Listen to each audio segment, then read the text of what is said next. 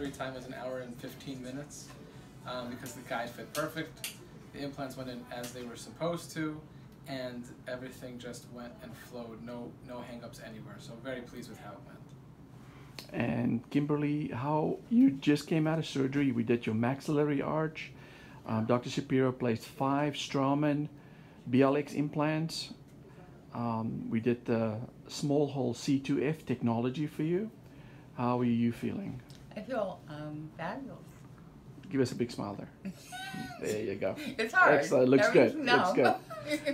Gloria, you guys, Sarah, you guys were assisting. What did you think of the case today? I thought everything went very smooth, as Dr. Shapiro said. It was flawless. I think that everything fit well, which made the procedure run very smoothly. Excellent. Gloria, what do you think? Just agreeing with everything they said. It was smooth. I think the best part was the temporary teeth. Yeah. How Excellent. beautiful Excellent. our tech did today. Made it perfect. Excellent. Well, listen, thank you for having us today. Thank you. And we look forward to doing your lower arch. Yep. Perfect. Thanks, Dr. Shapiro.